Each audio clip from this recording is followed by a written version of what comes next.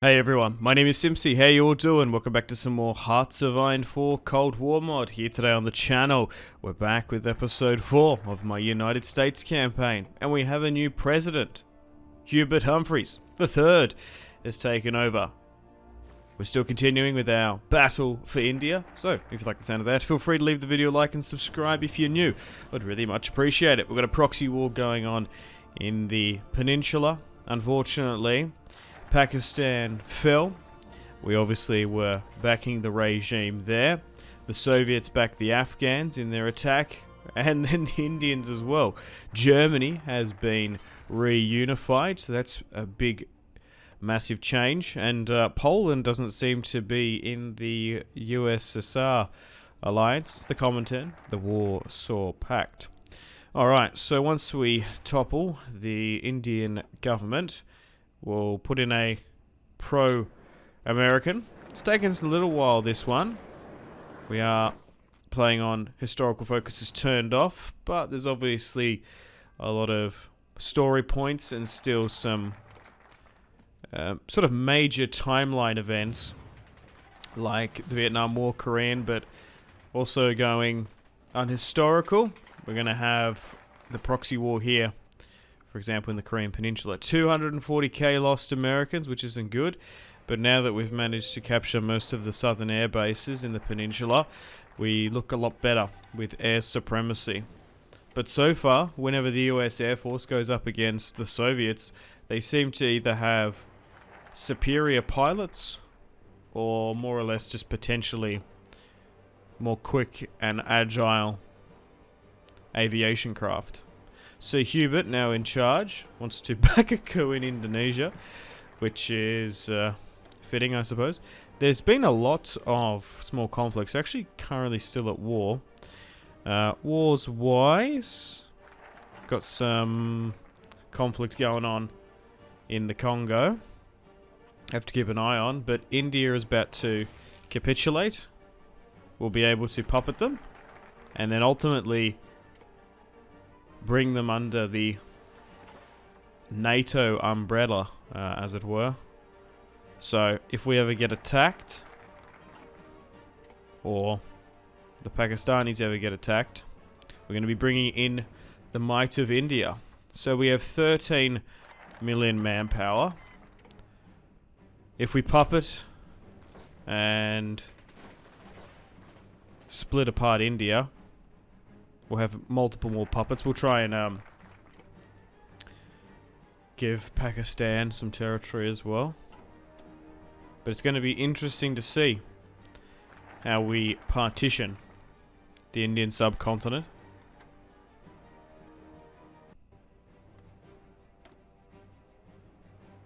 Okay. So, we're going to go with the Humphrey administration. So every single president, regardless of the vote, seems to have a new unique focus tree, which is kind of cool. Million loss for them. We struggled in the early invasions of this conflict. It's the first time since we massed a massive naval invasion since D-Day. But India is nearly conquered.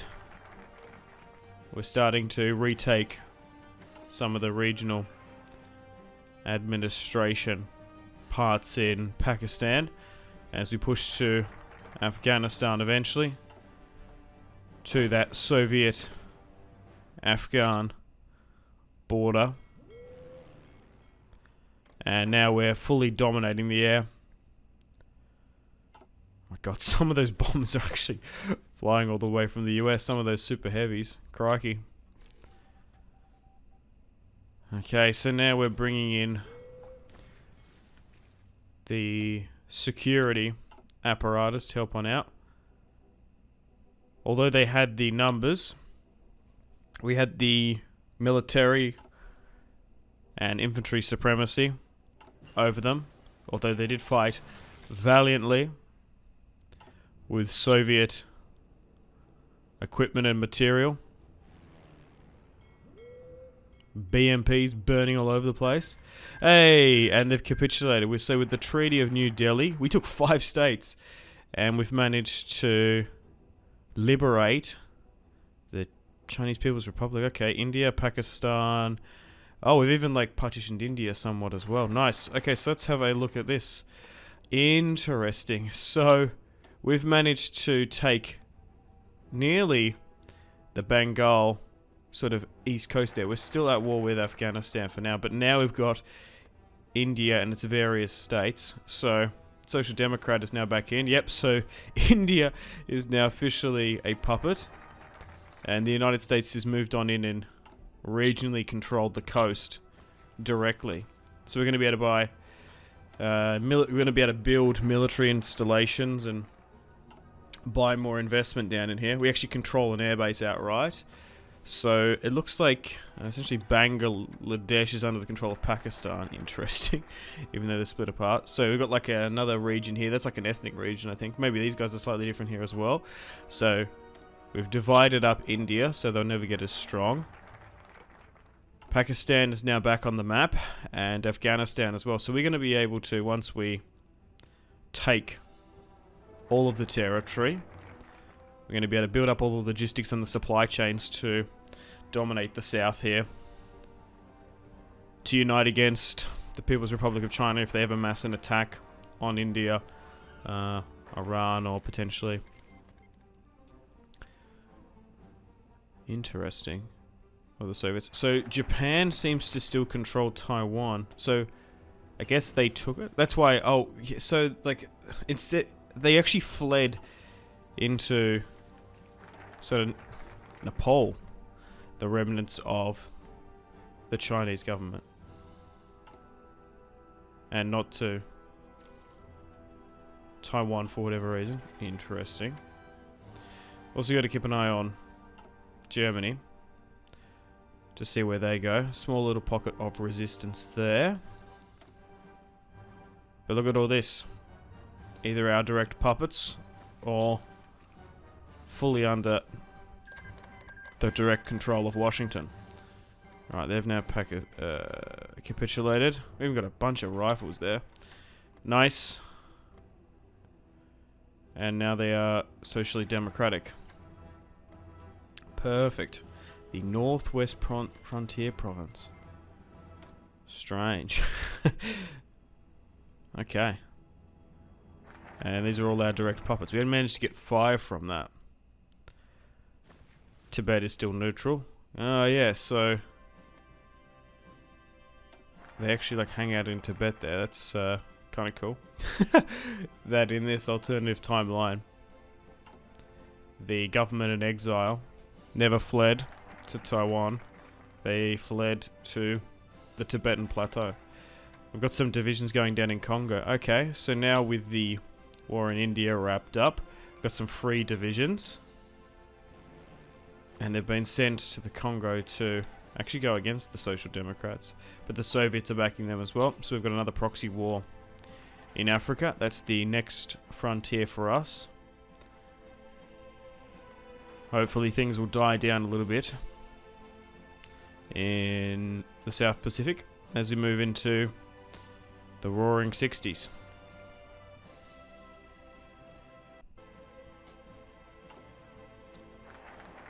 Okay, so we are backing some other coups as well. But so far, trying to help the Congolese here. Portugal's nearby, because they still have a lot of foreign territory. Yeah, so the Soviets are like directly holding them, helping them. Might be able to get another puppet, potentially. Looks like the Nam conflict has flared up again. We haven't really had a full-on breakout of the Vietnam War. We had a lot more conflict in Korea, but there's still plenty of time. Although it hasn't happened just yet timeline-wise. It might pop up again. But hopefully we can rebuild and have some peace.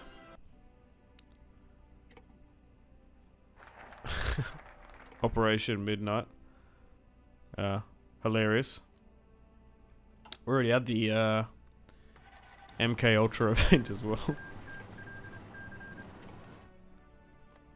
So we're focusing on the Congo now, just with these volunteers.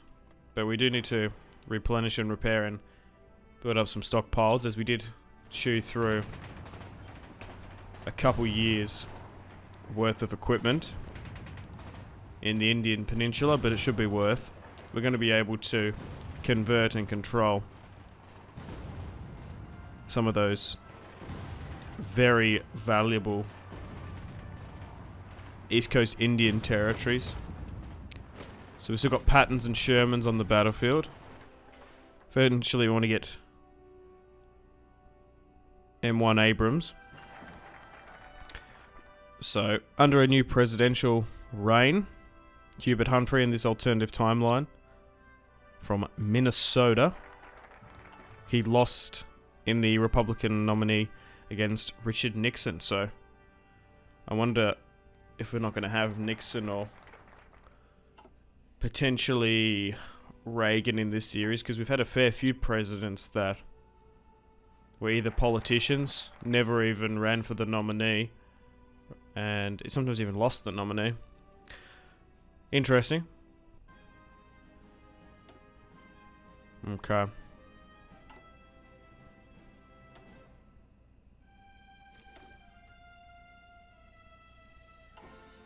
So just looking at my puppets there. Got a bunch of them. Just need to keep an eye on them, just in case they try to gain some more regional autonomy, but getting India on our side is pretty big. Now that we let the Turks leave the Comintern, the Greeks are still in. And what are these boys operating with? M14s. I was just sort of curious to see if we're essentially repurposing some of that equipment we seized from the Indians there, all that Soviet equipment left on over. But as we've got some troops here now on the coast, which is fully under the Hubert administration. It's like, what was it back in the day? Kolkata? That region. Yeah, Japan has changed their flag as well, so they seem to be fully independent. We have 60 divisions, over 1,000 battalions. Gonna go with the Equal Pay Act. And under how successful the Indian movement was, he seems to wanting to be undermining the anti-war sentiment. The Clean Air Act, okay. Some better quality assault helicopters, large-scale invasion tactics, okay. Could have used that a little bit earlier. Okay, so Hubert seems to be buffing up the American Army and the American Navy as well. But so far we've got a bunch of units that are really quite experienced. Okay, so they're upgrading the tank and barrel elements by the look of it. Still got a surplus of petrochemicals, food, rare earth minerals and nuclear material is what we lack.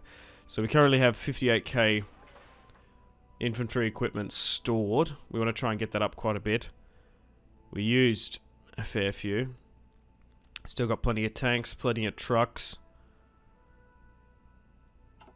And we're going to try and get those production lines firing and store up some valuable logistics. Oh, finally the Treaty of Algeria has been signed. We fully deciphered the USSR Codex. Stalin is no more. And they're not under a sort of Soviet council. Will Brandt, okay. Don't really recognize any of these guys. Yugoslavia. With Toto is still hanging about. God, there's so many airfields there. Crikey. And they are actively sending volunteers into the Congo, which is interesting. Okay, so now with Afghanistan fully under our control, we're currently eyeing off the Soviets on the border. And we're building up and supporting these regional provinces, so let's just hope not anytime soon the Soviets don't kick off their Afghan war. Because we're going to have US and Soviet/Russian troops firing upon each other. Alright, skipping a little bit ahead. Hubert is funding the Apollo program. So it looks like we're going to have a bit of a space race here.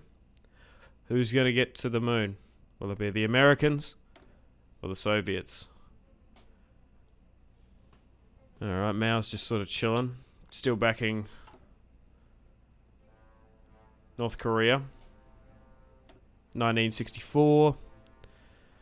The battle over the Congo is still going on. We want to try and secure those rare earth materials and minerals. There's a Moroccan-Algerian war, which is kind of weird. I'm surprised how big the Republic of Senegal is. Like, look at this. It's huge.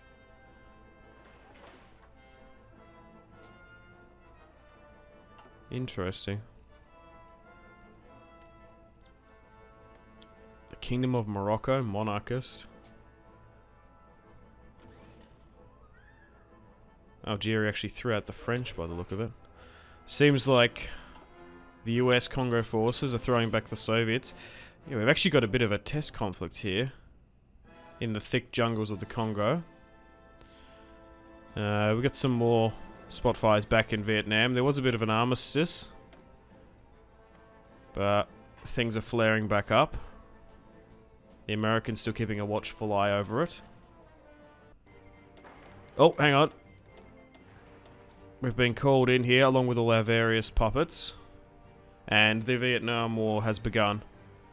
1964. So, we were technically at war with the Viet Cong at one point. But now we're officially in, okay. With the backing of the full support of the South. Because we had some little minor conflict, like... I think there's a potential chance, like, earlier in the campaign it could have full-on exploded, but... Here we go, boys. Hubert Humphreys is about to get into Nam. So... Oh, this is actually probably going to be... logistically significant easier for us. Because look at this. We actually have military bases and those newly built silos there. On the east coast of India. What the hell? The Republic of Portugal just declared war upon Mozambique. Wait, what? I know they have overseas territory, but... Crikey, what? They're going like fascists. That's strange. Yeah, instead of, obviously, operating over most of the west coast, and obviously there would have been some level of supply lines and repair, and you imagine like medevac to the Philippines. Having bases in India just helps us out. We're helping George Takei, the president of the Republic of Vietnam. Nice. Well, seeing as we're fighting Soviet forces in the Congo, hopefully now in Nam, things will be a little bit easier. Alright, so yeah, we got full on US command helping down there and out. So after the French full on backed out of Indochina, little skirmishing. We were technically at war with them, but no troops actually landed. We're going to try and get our boys over there. Currently got air supremacy rocking over the top. And thanks to the ports in East India, we're going to be able to supply well. Okay. Submarine ballistic missiles. Okay, that should help. And we've waited a little bit since the Indian War. So we have additional like 13k more rifles. Got plenty of equipment to go. And who's the guy rocking with the one Mozam? We've got troops on the ground here now though in Nam. That's so funny. everyone's rocking the M16s, but there's one dude that somehow found a Soviet Mosin around the place. Sturdy and reliable. Okay, so the terrain is going to be the most difficult and how they're dug in. The supply and the logistics to some extent, but maybe that's similarly negated from India. Oh, the Congo's been won for us. Nice. So we won that small proxy war. And now we can focus on Humphrey can focus on them. Only 72 lost there. Nothing too crazy. Still some more pockets of resistance, but hopefully we can have some victory in the south. We do have some CIA operatives down in it's like Laos. Interesting.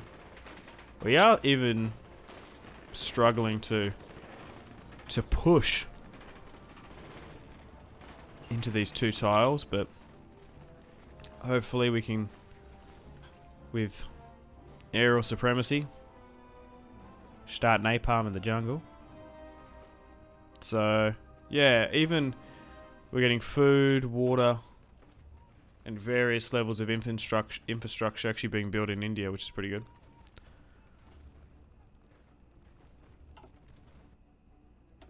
It's interesting, even though we puppeted them, we regionally annexed the east coast of it. It's kind of funny, bringing in the Indian states into the Union.